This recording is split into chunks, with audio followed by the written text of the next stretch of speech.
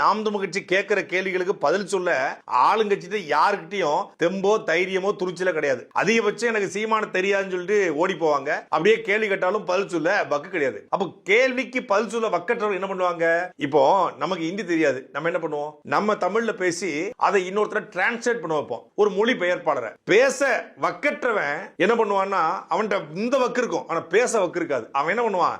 இந்த வக்கத்துக்கு ஒருத்தர் கொடுத்து வாடகைக்கு ஆட்களை பிடிச்சி வண்டியை வாடகை எடுப்பது போல வாய்களை வாடகைக்கு எடுத்து பேச விடுவான்.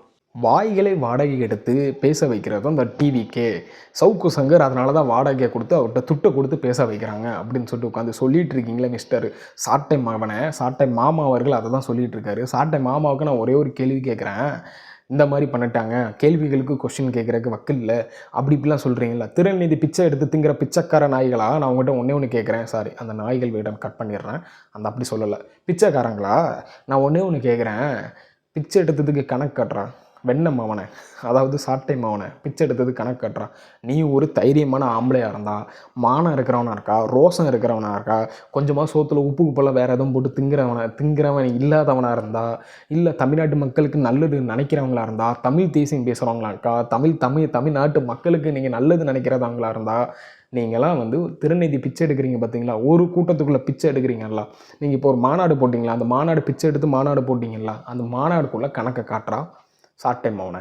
நீ இந்த மாநாடுக்குள்ளது இருக்கிற அத்தனை பேரும் தமிழீழம் இந்த வாழ்வு இது வச்சுருப்பாங்க பார்த்தீங்களா? நம்ம அமெரிக்கா அங்கெல்லாம் பார்த்தீங்கன்னா தமிழ்நாட்டு மக்களுக்காக அங்கே ஒரு இது மாதிரி சங்கம் மாதிரி வச்சுருப்பாங்க. அந்த சங்கத்துலேருந்துலாம் துட்டு வரும் இவங்களே சொல்லியிருக்கானுங்க. அப்படிப்பட்டவனுங்க அதுக்கு கணக்கு காட்டுறான். சுத்தமானவனாக இருந்தால் நீ கணக்கு காட்டுறான், அதுக்கு வக்கு கிடையாது. அதே மாதிரி உனக்கு கொள்கைனா என்னடா? உங்கள் கொள்கை தான் என்ன அதை சொல்கிறான், அதுக்கு வக்கு கிடையாது. நீ என்ன கொள்கையில் இருக்கா? ஒரு நேரம் இங்கே ஒரு நேரம் பேசுகிறா, அங்கே ஒரு நேரம் பேசுகிறா. ஏன்டா விஜய் அவர்கள் கட்சி ஆரம்பித்ததுக்கு அப்புறமும் என் தம்பி வந்தால் முதலமைச்சராவேன் அப்படி இப்படின்னு உட்காந்து நீங்கள் உங்களால் பேச தெரியுதுல்ல? மாநாடு போட்டதுக்கு அப்புறம் கூட நீ உட்காந்து காருக்குள்ளே உட்காந்துட்டு என்ன கூட்டம், அளபரிப்பான கூட்டம்னு சொல்லி உட்காந்து பேச தெரியுதில்ல?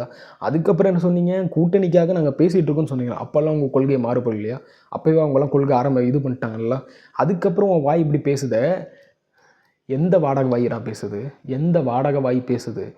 ஒரு நேரம் விஜய் அவர்களை புகழ்ந்து தன்ன வாயும் உன் அண்ணன் சீமானு உன் நாம் தமிழர் தம்பிகள் எல்லாருமே ஒரு நேரம் வாய் கிளியே உட்காந்துட்டு வேறு மாதிரி ஒரு வாய் பேசுச்சுங்களா? இப்போ இதே வாய் வேறு மாதிரி உட்காந்து பேசுதலா? எந்த வாடகை வாய் பேசுது? அப்போது இது இருக்கிற போய் தானே வாடகை வாய்க்கு பேசிகிட்டு இருக்குது. ஏன்டா வாடகை வாய் பற்றியும் கொஸ்டின் கேட்குறத வக்கில்ல, அந்த கொஸ்டினுக்கு பதில் சொல்கிறதுக்கு துப்பு இல்லைன்னு உட்காந்து பேச தெரியுதுல்ல? கேட்குறதுக்கு இந்த வாய் பதில் சொல்லுமாடா? இந்த வாய் எப்படிலாம் பேசியிருக்கடா? மாற்றி உட்காந்து பேசியிருக்கடா? உனக்கெல்லாம் மானம் வெக்கம் சூடு சோரணை எதுவுமே கிடையாது. சோத்துக்கு பதிலாக வேறு ஏதாவது உட்காந்து திங்கிறவங்க மட்டும்தான் இந்த மாதிரி உட்காந்துக்கிட்டு வெக்கமே இல்லாமல் உட்காந்து பேசிகிட்டு இருப்பா. இதுக்கெல்லாம் உட்காந்து நாங்கள் கொஸ்டினுக்கு பதில் சொல்லிகிட்டு இருக்கணுமாடா? சொல்ல முடியாதரா. எவனுக்குனாலும் சொல்லலாம், உனக்கு சொல்ல முடியாதரா. ஏன்னா சாட்டை மாமாவுக்கு சொல்ல முடியாது. நீ எப்படி சொல்கிறது? நீங்கள் முதல்ல ஒரு சரியான கொள்கைக்கு வாங்க, ஸ்டெடியான இடத்துக்கு வாங்க, அதுக்கப்புறம் சொல்லலாம். இந்த 234 தொகுதியிலும் நின்றும் உங்களுக்கு டெபாசிட் துப்புலாத உனக்குலாம் அவங்க சொல்ல முடியாது. மக்களே உங்களை தேர்ந்தெடுக்கல, நாயில் உங்களை இருக்கிறா தேர்ந்தெடுக்கணும். உங்கள் அண்ணன் தான் சொல்லியிருக்காரு. என்ன சொல்லியிருக்காருன்னா, நீ எனக்கு ஓட்டு போட்டியா? ஓட்டு போட்டால் உட்காந்து கேளு. எதுக்கு நீ ஓட்டு போட்டானா தான் கொஸ்டின் கேளுன்னு சொல்லியிருக்காருல? நீ ஓட்டு போட்டு கேளுடா போடா. நீதிமன்றமே தவிர்க்க முடியாத தலைவர் சொல்லிச்சு. உடனே சவுக்கு சங்கர் ஆமா தவிர்க்க முடியாத தலைவர் தான். நிறைய கதைகள் சொல்வதனால அவர் தவிர்க்க முடியாத தலைவர். அதுக்கு என்ன கதை சொல்வாருன்னு சொல்றாருன்னா, டெல்லிக்கு சீமான் அவர்கள் போயிட்டு வரும்போது அவரும் ராடாசன் நிற்கும் போது அவங்க படம் பிடிச்சாங்க, துப்பாக்கியோட படம் பிடிச்சாங்க. அது என்னுடைய படத்தை வச்சிருந்தாங்க. உடனே இந்த படத்தை துப்பாக்கில ஒட்டி வச்சிருந்தாரு. இது அப்படி சொல்லவே இல்லை சீமான். அலைபேசியில படத்தை வச்சிருந்தான்னு சொன்னதை துப்பாக்கில படத்தை ஒட்டி வச்சிருந்தாரு அப்படின்னு சீமான் கதை சொன்னாருன்னு சொல்றான். ராணுவத்துல துப்பாக்கி இருக்குல்ல, அதுல போய் அண்ணன் படத்தை ஒட்டிட்டான். அது என்னுடைய படத்தை வச்சிருந்தாங்க. உடனே இந்த படத்தை துப்பாக்கில ஒட்டி வச்சிருந்தாரு. இது அப்படி சொல்லவே இல்லை சீமான். குட்டி சாத்தா என்ன சொல்லிட்டு இருக்குது? அலைபேசியில் படம் வச்சிருந்தாங்க, அதை பார்த்துட்டு அண்ணன் சீமான் அவர்கள் இதை சொன்னாரு, சவுக்கு சங்கர் அவர்கள் பொய்யா சொல்லிட்டு இருக்கிறாரு அப்படின்னு சொல்லிட்டு சொன்னார்லாம். இதுல எந்த குட்டி சாத்தான் பொய் சொல்லிச்சுன்னு பாத்துருமா? இப்போ இல்ல அதுல போய் அண்ணன் படத்தை ஒட்டிட்டான். அவன் கத்தி பிடிச்சி உள்ள ஓட்டிட்டாங்க. 2 மாசம் சிறையில் இருக்கா. எனக்கு ஏன்னா அடங்க மாட்டேடா. அப்புறம் தூக்கி வேற இடத்துல போட்டாங்க. வேற இடத்துல போட்டா 2 மாசம் தண்டனை முடிஞ்சு மறுபடியும் விட்டுட்டான். அண்ணன் அவன் என்ன என்ன சிறையில போட நான் ஒட்டுவேன், இல்லைன்னா வேற எடுத்து வந்துடுவேன். நிறைய ஆடு நம்ம அட்டமோனை பார்த்துருப்பான்னு நினைக்கிறேன். நல்ல மானம் உள்ளவனாக இருந்தால் என்ன பண்ணணும்னா மீசையே வலிச்சு போட்டு போயிடுறான். மீசையை எல்லாத்தையும் வலிச்சு போட்டு போயிரு. உனக்கு மானம் கிடையாது, துப்பு கிடையாது, ஒன்றும் கிடையாது, கேட்குற கொஸ்டினுக்கு பதில் சொல்ல முடியாது.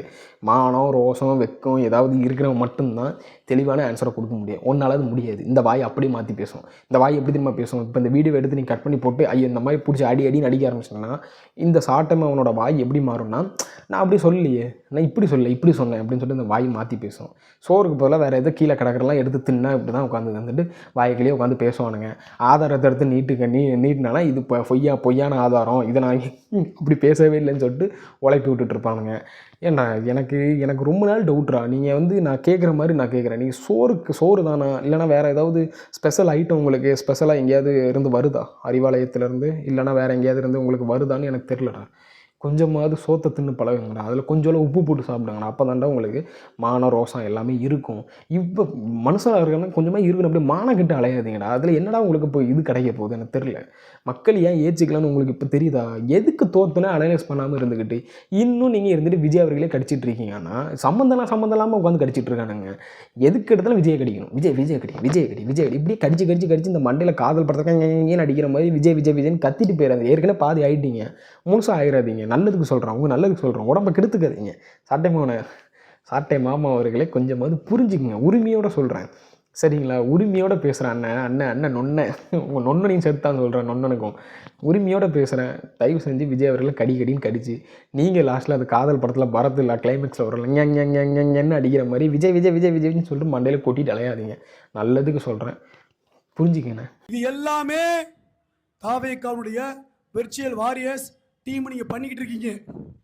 உங்களுக்கு நான் சொல்கிறேன், இங்கே எல்லாருக்குமே கருத்து சுதந்திரம் பேசுவதற்கு பேச்சுரிமை, கருத்து சுதந்திரம் சொல்வதற்கு உரிமை உண்டு. அது ஒரு எல்லை வர பொய் குற்றச்சாட்டு தயவு செய்து சொல்லாதீங்க. இது காவல் நிலையம் மட்டுமே போக மாட்டேன். இனி ஆதாரமற்ற குற்றச்சாட்டுகள் எவனும் அண்ணன் சென்னமலன் சீமான் மீது சுமத்தினீர் என்றால் அவன் வாய் படும். பகிரங்கமா சொல்றேன். அதுக்கு தான் உமார் முத்தாரு, அவன் சவுக்கு சங்கரு இப்போ ஒருத்தன் கிளிக்கிட்டு இருக்கான். 100 கோடி வாங்கிட்டாரு, 200 கோடி வாங்கிட்டாரு, 500 கோடி வாங்கிட்டாரு, 1000 கோடி வாங்கிட்டாரு. தப்பா மார்பிங் பண்றான். சட்டப்பூர்வமான வேலையும் உண்டு. வாய் என்ன பண்ணுவீங்க? வாய் என்ன பண்ணுவீங்க? எனக்கு புரியல. அப்படி பண்ணுறதா இருந்தால் உங்கள் அண்ணன் சீமான் அவர்களையும் சாட்டை துறைமுறை அவர்களையும் இப்போ உட்காந்து பேசிகிட்டு இருக்கீங்களே, நீங்களும் தான் பண்ணணும். என்னண்ணே இது? கொஞ்சமாவது உங்களுக்கு ஏதாவது நம்ம சீமானண்ணே என்ன பேசியிருக்காங்க, சாட்டை துறைமுறைவனு என்ன பேசியிருக்காங்க, யார் அவதூறு பேசுகிறாங்க, யார் பொய் சொல்கிறாங்க அப்படின்னு சொல்லிட்டு கொஞ்சம் கூட விவஸ்தை இருக்காது.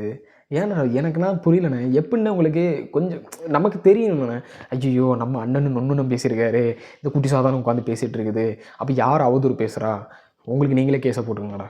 அதான்டா வழி. உங்களுக்கு பேசாமல் என்ன பண்ணுறீங்க அவர்களே? நீங்கள் தானே உட்காந்துட்டு இல்லை வீடியோ பிடிச்சிட்டு நீங்கள் ஒரு 15,000 போட்டு விட்டீங்க போக்குவரத்து செலவுக்கு அப்படின்னு சொல்லிட்டு உட்காந்து பேசுகிறது. எல்லோரும் ஒன்று போல் இருக்கிறீங்க. அண்ணன்லேருந்து கீழே தம்பிகள் வரைக்கும் 10,000 போட்டு விடுங்க, 15,000 போட்டு விடுங்கன்னு சொல்லிட்டு போக்குவரத்து செலவுக்கு 15,000 போட்டு விட்டதா உட்காந்து செல்ஃபி போட்டது நீங்கள் தானே. இப்படிலாம் போட்டு கேஸ் வாங்கிட்டு போயிடாதீங்க தயவு செஞ்சு சொல்கிறேன். கேஸு போடுற வரைக்கும் கேஸை போட்டு விட்டுற போகிறாங்க, பார்த்துடுங்க. அதான் சொல்லிட்டேன். அதாவது அவதூறு பரப்புனா இவங்க மேலே ஒரு கேஸ் போட்டுருவாங்க. அவதூறு பரப்புனா இது பண்ணுவாங்க. இங்கே யாரும் அவதூறு பேசலையே. உன் நொன்னை ஆல்ரெடி அவதூறு பேசியிருப்பாங்க பார்த்தீங்களா, அதை எடுத்துகிட்டு உங்கள் நொன்னை இப்பெல்லாம் உட்காந்து ஃபேக்காக உட்காந்து பேசியிருக்காருப்பான்னு சொன்னால் உங்களுக்கு அது அவதூறு பேசுகிறாதா? உங்கள் அண்ணன் அங்கே 1000 கோடி வாங்கினார், இங்கே 2000 கோடி வாங்குறாங்கன்னு சொல்லிட்டு யார் சொன்னா எனக்கு கேட்குறேன். யார் ஆதாரம் இல்லாமல் இங்கே எதுவுமே பேசக்கூடாது. அதே உங்கள் அண்ணன்ட்ட போய் சொல்லுங்கள், அண்ணன் நீ இப்படிலாம் உட்காந்து அவதூறு பேசிகிட்டு இருக்கிறா, அதனால் இப்படி ஆதாரம் இல்லாமல் பேசாதீங்கன்னு சொல்லுங்கள். ரெண்டாவது நான் ஒன்று சொல்லிக்கிறேன். இப்போ நொன்னை இவர் உட்காந்து பேசிகிட்டு இருக்காருல்ல, அந்த நொன்னை மேலே அத்தனை பேரையும் என்ன பண்ண போகிறேன்னா ஒரு புரட்சியை உண்டாக்கிடலாமான்னு இருக்கிறேன். என்னென்னா சீமான் அவர்கள் அவதூறு பேசியிருப்பார், இந்த சாட்டை திரும்ப அவதூறு பேசியிருப்பார், அத்தனை பேர் கேஸை போடுங்க. அதான் ஒரே வழி. இவங்க வந்து என்ன பண்ணுறாங்கன்னா சீமான் அவர்கள் மேலே யாரும் பேசிடக்கூடாது, யாரும் ஒரு இது பண்ணிடக்கூடாது சீமான் அவர்கள் மேலே. ஏன்னா என்ன பண்ணிட்டாங்கன்னா இப்போ இருக்கிற டெக்னாலஜிக்கு என்ன எது உண்மை எது பொய்ன்னு இவங்களால பரப்ப முடியல, புரியுதா? இப்போ இதுக்கு மேலே வந்து சீமான் அவர்கள் கட்டுக்கதையாக உட்காந்து சொல்லிட்டு இருப்பார் பார்த்தீங்களா, அந்த கட்டுக்கதை இப்போ சொன்னால் தோண்டி எடுத்து நம்ம ஆட்கள் வந்து இங்கே பாருங்கள் இதுதான் உண்மை அப்படின்னு சொல்லிட்டு எடுத்து போட்டு விட்டுறாங்க. அதனால் இவங்க என்ன பண்ணுறாங்க, இவங்க பழைய அரசியலை பண்ண முடியல, நிறைய பேர் எப்படி சொல்கிறது அந்த தெளிவாயிட்டு வராங்க. அதனால இவங்களோட பிஸ்னஸ் ஓட மாட்டேங்குது. இவங்களோட அரசியலை வந்து சரியான பாதைக்கு கொண்டு போக முடியல. என்ன பாதைக்குன்னு நினைக்கிறீங்களா? இவங்க இப்படியே இந்த திறநிதி வாங்கிட்டு அங்கங்கே கூட்டம் போடுங்களா, அது பண்ண முடியல. அதனால் இவங்க என்ன பண்ணுறாங்கன்னா அத்தனை பேர் மேலே கேஸை போட்டுவோம், கேஸை போட்டு கேஸுக்கு அலைய விட்டுருவோம் அப்படின்னு சொல்லிட்டு இப்படி ஒரு இதை பண்ணுற மாதிரி எனக்கு தோணுது. அதனால் என்ன பண்ணுறீங்கன்னா அத்தனை பேரும் சீமான் அவர்கள் ஆல்ரெடி இவங்க பேசுகிற அவதூறு, இவருங்க நம்ம சாட்டு திருமணம் பேசுகிற அவதூறு இப்போ கூட ஒன்று பேசியிருக்காரு. இப்போ நான் கூட சொன்னேன்ல, இதை வாங்கிட்டு வாடகை வாய்க்கு வந்து பேசிகிட்டு இருக்குன்னு சொல்லிட்டு இந்த எப்படி சொல்கிறது, உண்மைக்கு புறமானது ஒன்று பேசிகிட்டு இருக்காரு பார்த்தீங்களா, கேஸை போட்டு விடுங்க. அப்படின்னா தான் இவனு சரிப்பட்டு வருவானுங்க. இல்லை நீங்கள் உட்காந்து வேடிக்கை தான் பார்ப்பீங்க அப்படின்னா நடக்கிறது வேறு. நானே இப்போ 4-5 கேஸை போட்டு விட்டலாம் தான் பார்த்துட்டு இருக்கிறேன். அதுக்கான மூவ் நம்ம பண்ணுவோம். நமக்கு எந்த அளவுக்கு பேக்ரவுண்ட் சப்போர்ட் இருக்குன்னு நம்மளும் பார்க்கணும். சும்மா இறங்க முடியாது. சும்மா கேஸை போட்டு உட்காந்துட்டு நான் கோர்ட்டுக்கு இதுக்கும் கடந்து அலைய முடியாது. பட் இப்படிலாம் பேசும்போது இங்கே கேஸை போட்டு தான் ஆகணும். நீங்க கூட நிறைய இடங்கள்ல தனிமனித தாக்குதல் பண்றதாக விமர்சனங்கள் இருக்கு. நானும் கூட ஒரு சில வீடியோக்கள்லாம் பார்த்திருக்கேன். ஒருபோதும் தனிமனித தாக்கல் ஈடுபட்டதில்லை. ஏதாவது இந்த முந்த வெண்ட கலப்ப ரஜினிகாந்த் தெரியுமா சொல்லு, ஏதாவது தெரியுமா சொல்லு, ஏதாவது இணையணும். உன்னையெல்லாம் உங்க ஆத்தா கன்னிப்பால் விட்டு கொண்டிருந்தா இந்த நிலைமை இருக்காரா உங்க ஆத்தா? ரஜினி ரசிகர்லாம் இருக்கிறீங்களா? இருந்தீங்கன்னா நேரத்துக்கு நாம் தமிழருக்கு சொம்பு தூக்கிட்டு வருவீங்களா? அந்த மாதிரி ஏதாவது தூக்கிட்டு வர போகிறீங்களா? வந்தீங்கன்னா அப்பமே வெளியே ஓடிடுங்க, சரிங்களா? அதாவது ரஜினி அவர்களையும் அஜித் அவர்களையும் இந்த அளவுக்கு கேவலமாக பேச முடியாது. அந்த அளவுக்கு கேவலமாக பேசுனதில் 2 பேர், ஒன்று சீமான் அவர்கள், ஒன்று சாட்டு திருமணம் அவர்கள். அந்த அளவுக்கு கேவலமாக பேசி வச்சுருக்கானுங்க. ரஜினி அவர்களை சுடுகாட்டில் கூட ஒரு வச்சுட்டு இருக்க அங்கே போகிறீங்களான்னு சொல்லிட்டு ஒரு அரசியல் கட்சி ஆரம்பிக்க போகிறான்னு அவ்வளோ கேவலமாக பேசியிருக்காங்க. கடைசியில் அங்கே போய் கெட்டிக்குள்ளாயிருவானுங்க. இப்போ இவங்கெல்லாம் பேசிட்டு விஜய் அவர்களும் முதலமைச்சர் ஆகிட்டாரு, இன்னும் கடிச்சிட்டு இருக்கிறானுங்க, இன்னும் கடிக்கிறானுங்க. ஒரு முதலமைச்சர் ஆகிறதுக்கு முன்னாடியும் கடிச்சானுங்க, அதுக்கப்புறமும் கடிக்கிறானுங்க. அவனுக்கு கொள்கை கோட்பாடு அதெல்லாம் ஒன்றுமே கிடையாதுங்க. அதெல்லாம் ஒன்றும் கிடையாது. எலும்பு துண்டுக்கு ஆசைப்பட்டு எங்களால் ஒரு கடிக்கணும் அப்படின்னு சொல்லிட்டு உட்காந்து கடிச்சிட்டு இருக்கானுங்க. ஐயா கேஸ் போடுறவர் அவதூறு பேசினா கேஸ் போடுன்னு சொன்னீங்களா? அந்த தனிமனித தாக்குதல் பண்ணிட்டு இருக்காரு, கேஸை போட்டு விடுங்க. இதுக்கு முன்னாடியே பண்ணது போட்டு விடுங்க. சாட்டு திருமணங்கள் இப்படி கொடுத்து பேசியிருக்காருன்னு சொல்லிட்டு கேஸை போடுவானா? மான ரோசம் இருக்கிறவங்க கேஸை உங்களுக்கு நீங்களே போட்டுக்கங்க. நான் சொல்கிறேன், நாம் தமிழர் சேர்ந்தவங்க நாங்கள் மற்றவங்க பேசுகிறாங்க நாங்கள் கேஸை போட போகிறோம் அப்படின்னு சொல்லிட்டு இருந்தீங்கன்னா முதல்ல தானாக்குள்ளே தான் கேஸை போடணும். உங்களுக்கு நீங்களே கேஸை போட்டு உள்ளே போய்க்குங்க. அதான் ஒரே வழி. சரி விட்டுருங்க, இவங்களை பேசி நம்மளுக்கு இங்கே ப்ரெஷர் ஏறுதான் மிச்சம். நீங்கள் இதை பற்றி நினைக்கிறேன்னு சொல்லிட்டு கமெண்ட்ஸில் கமெண்ட் பண்ணுங்கள்.